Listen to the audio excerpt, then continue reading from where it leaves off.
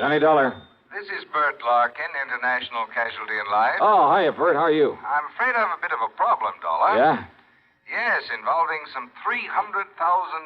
Wow. Will have to be distributed very shortly. Oh, well, easy. Bert, just send me a check. Forget the whole thing. You're testing, of course. Oh, well, now, how could you say a thing like that? Well, what about this 300 G's? You expecting a policyholder to kick the bucket? Exactly. Oh, though I wouldn't put it so crudely. Oh, well, maybe expecting him to be knocked off, huh? Oh, no. His name is Mr. William Makepeace Everly. Yeah? He lives out in the old Piney Woods section. Oh, yeah, that's a pretty well-to-do part of town. Exactly. And Mr. Everly is quite wealthy. Well, he'd have to have something to carry that big a policy. Exactly. I've just learned from his doctor, Dr. Thatcher, that he has only a very short time to live. Well, just what am I supposed to do about it? I don't know. You don't know? All I know is that Mr. Everly wants you out to see him immediately. And beyond that, Hey, Bert, there's something funny about this. I'm inclined to agree with you, Dollar. But will you do it right away? Sure, why not? But I wonder.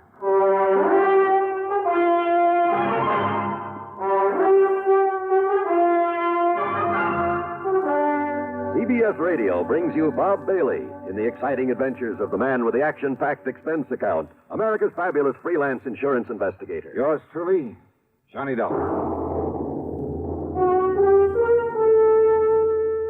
And now, Act One of yours truly, Johnny Dollar.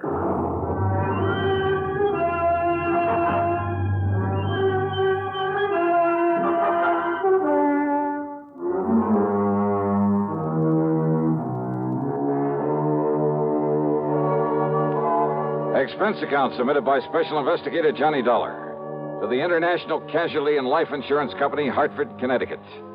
Following is an account of expenses incurred during my investigation of the Harried Heiress matter. Expense account item 1, $4.85 for a tank full of gas, and I drove to the Everly address at the edge of Piney Woods. That was a beautiful old place in a setting of tall oaks and sycamore trees that spread protectively over and around the rather large frame house, with its slate roof, its cupolas and dormers and broad porches. Even before going in, I knew the inside was filled with heavy, overstuffed furniture and velvet draperies, gilded mirrors, that it had a kind of musty smell, perhaps a trace of camphor, and the parlor closed off except for very special occasions. It was that kind of place. In answer to my knock, I was met at the door by a man who looked anything but on his last legs. Mr. Dollar? Yeah, that's right. Good. Come in, please. Ah, thanks. But are you Mr. I'm Dr. Thatcher. I'm the one who called your insurance company. Oh, I see. At Mr. Everly's request. Or I should say at his insistence. Come along, please. He's in his bedroom upstairs. Yeah, sure. I'm afraid he has only a few days to live, Mr. Dollar. Early yesterday, I notified his stepson, Alfred Harker, but I haven't been able to locate his niece, Nancy Everly. And that is what has him upset. That's why he wants to see you. Oh? They're his only living relatives, by the way. Well, just what does he want me to do? Well, suppose I let him tell you.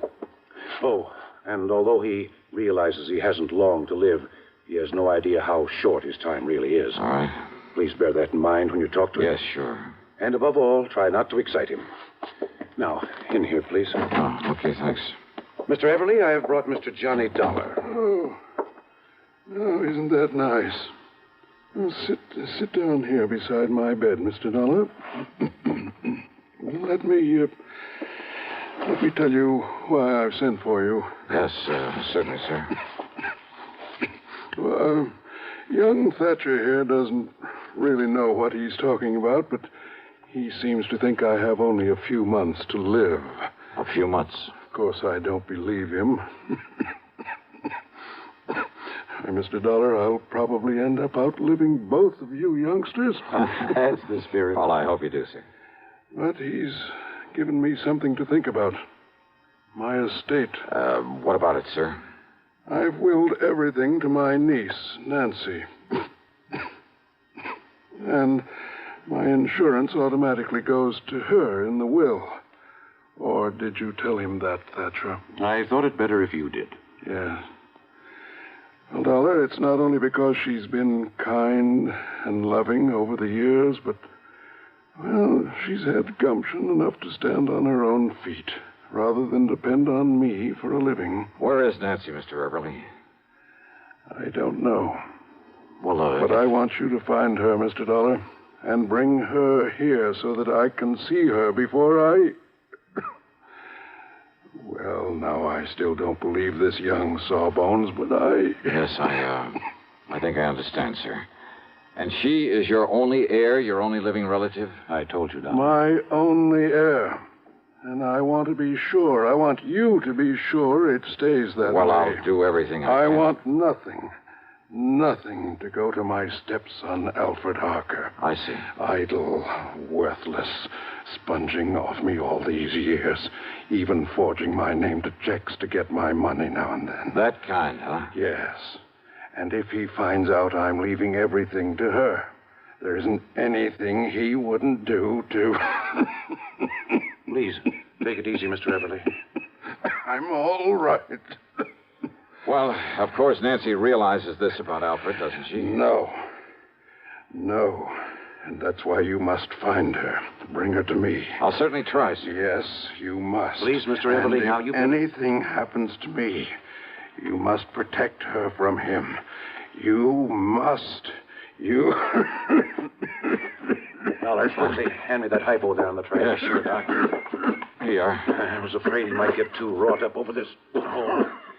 There now. Just relax, Mr. Everly. Relax. Yes. Yeah, thank you. Thank you. Well, now he'll sleep for a while. I was afraid he might get too excited. Yeah. And it sure looks like I got my work cut out for me. I'm afraid so. At least this Alfred Harker doesn't know that his stepfather's money, his insurance... I'm afraid he does, though. What's that? I didn't realize... Realize what? But when I called him and told him Mr. Everly was You dying... told him Nancy is the only heir? Yes, and I shouldn't have. Have you any idea at all where I might start looking for Nancy? No, Dollar, I'm afraid not. But if you don't know and the old man doesn't know, how do I... Oh, great.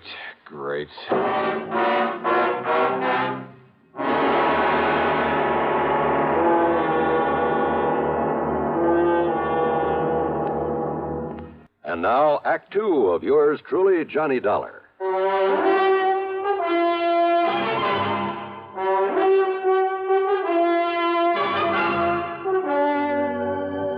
Now, look here, Doctor. If nobody knows where Nancy Everly is or how to find out where wait, she Dollar. is...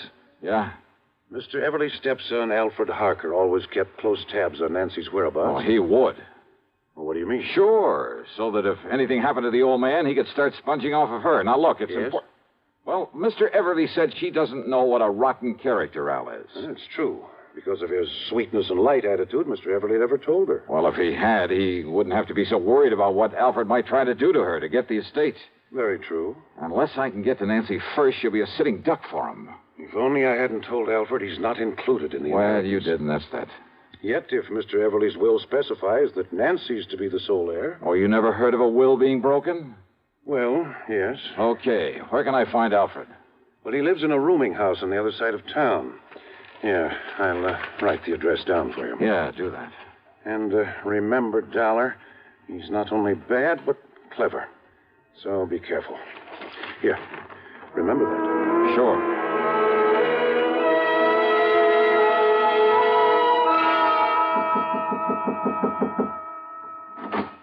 You looking for that young Mr. Harker, mister? Yeah, that's right. Yeah, well, he ain't there. I'm the building super. Now, where can I find him? Don't ask me. All I know is he packed a couple of bags yesterday morning and left. All right, look here. I'm a private investigator. My credentials. Oh, say. If you'll just let me get into Harker's apartment. Oh, here. Here, this 5-spot be of any use to you? Oh, now, you know better than to ask that, young fella.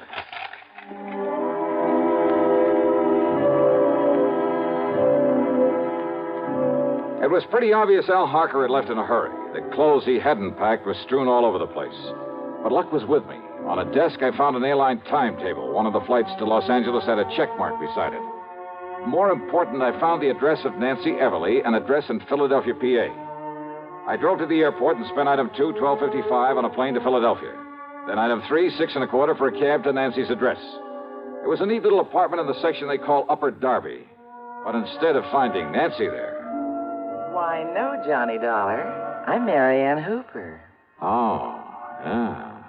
Now, Miss Hooper... But I know Nancy Everly from the office where we work together. Well, where can I find her, So Miss Hooper? when she moved out of town, I agreed to take over the lease on this nice apartment. Won't you come in? She moved out of town, you say? Mm-hmm. Where? Well, she was transferred. She was a copywriter, you know. For whom? The name of the company you work for? Harden, Carmen, and Fisher. Oh, yeah, the ad agency. Mm-hmm. And they sent Nancy out to their Los Angeles office just a few weeks ago. Then Alfred must have found that out. Why don't you come in just a minute, Johnny? It's awful chilly out Hey, here. listen, do you have her address in L.A.? Well, no, but maybe at the office. All right, okay, thanks. Thanks very much. Johnny, has she done something wrong? No, she hasn't. What?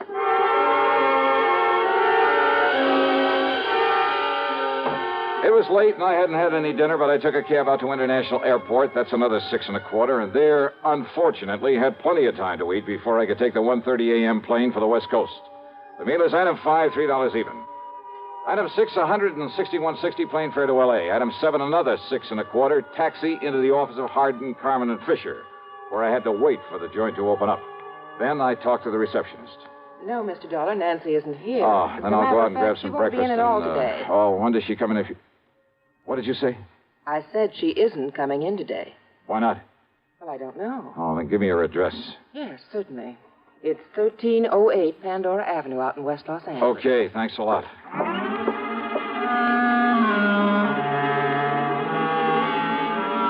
So Nancy was in L.A. Al Harker had come to L.A. And Al knew he'd get none of Mr. Everly's estate unless... Unless what? Oh, I hadn't the least idea. But I knew that he was clever, which meant there was no time to waste in getting hold of Nancy. Item 8, $3.50 for a cab to 1308 Pandora, and there from the landlord... Oh, believe me, this was the one I hadn't anticipated. Oh, she lives here, all right, but she isn't here now. Well, she do you have left any on idea? a little trip a few hours ago. Trip, did you say? That's right. She and a real nice-looking young man. Do you know his name, who he is? No, I can't say that I do, but a real charming, nice. Well, look, do you know where they young went? Man. Oh, I sure do. Well, where? She said they were going over to Las Vegas. Vegas? And you know something? I think they're going over there to get married. Ouch. Now, back to yours truly, Johnny Dollar, and the Harried Heiress matter.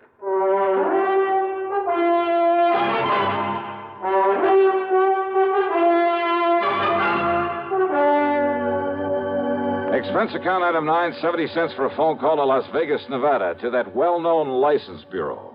Johnny Dollar, the special investigator? Yeah, that's right. Listen. Well, sir, this is a real privilege talking to you this way. Hey, listen, there's a young couple on the way over there to get married. Happens all the time, Johnny. Oh, yeah, sure. Especially here. Yeah, now listen. Their names are Nancy Everly and Alfred Harker. You want me to arrange something special for them to help them on their way? No. Somehow you've got to keep them from getting married. Well, now, unless you've got some legal reason, Johnny, some kind of court order or something. By the time I went through that, they could be married and gone. Yes, I guess that's So, true. look, you got to stall them. Somehow you got to keep that pair waiting. Well, now, Johnny, I'd certainly like to do you the favor. And do it.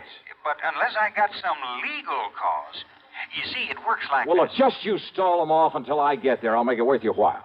Now, Johnny, that sounds like bribery. All right, call it anything you like. Just hold them up until I can get over there to Vegas. But on what excuse, Johnny? Anything you can think of, but do it. I'm on my way.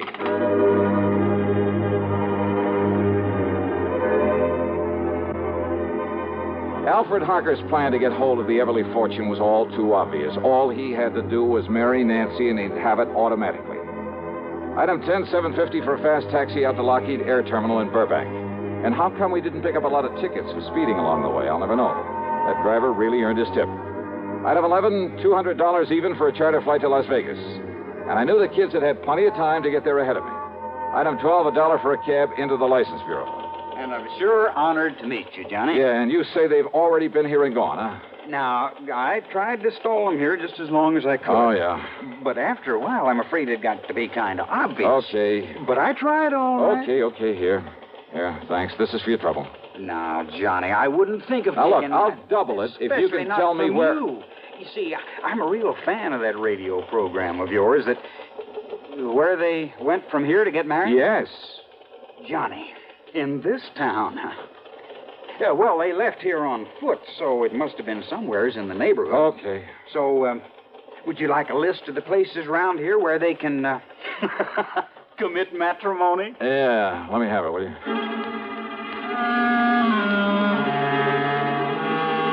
Item 13 is the 10 spot I accidentally left on the counter for him. Then I started checking every place in the area, every person who could seal the bonds of matrimony.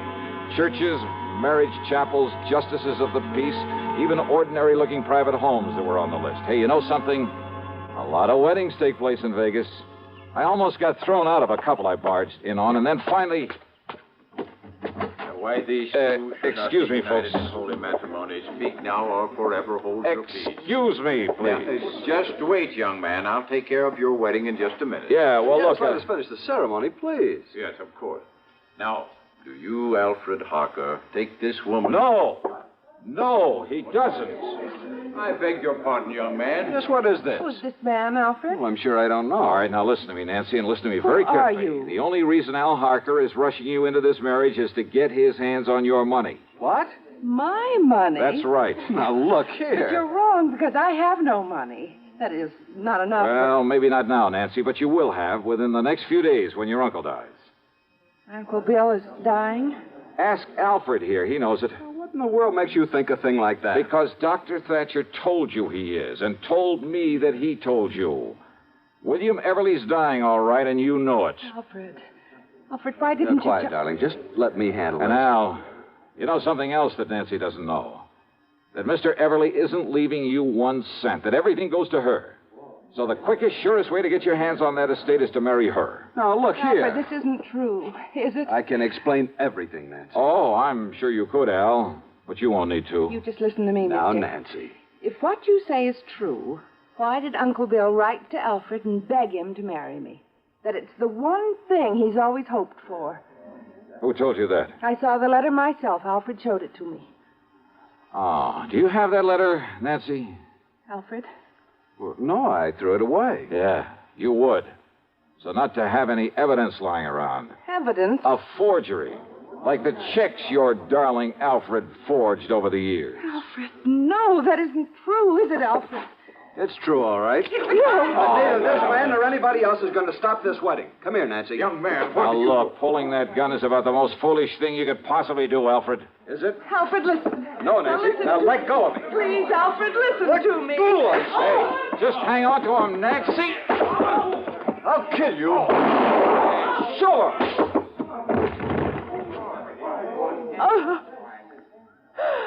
Oh, I'm sorry, Nancy. Terribly sorry.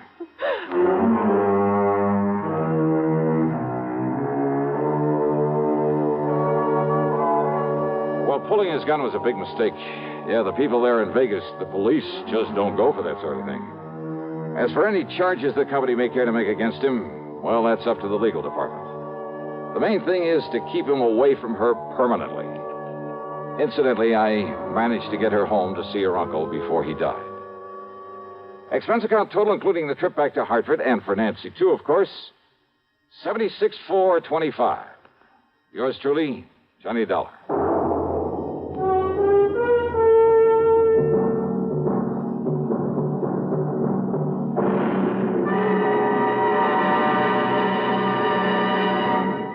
Now, here's our star to tell you about next week's story. Well, first, let me shout a word of welcome to the network to station KFBK in Sacramento, California. Glad to have you with us. Next week, I'm called in to help a small company that's involved in the race to conquer outer space. And I'm sure you know there are plenty of people in this world who go to any lengths to put a crimp in this project. But in this case, the man behind all the trouble turns out to be a real surprise. The case I'll tell you about is called The Flask of Death Matter. And believe me, there's lots of excitement and suspense. So join us, won't you? Yours truly, Johnny Dollar.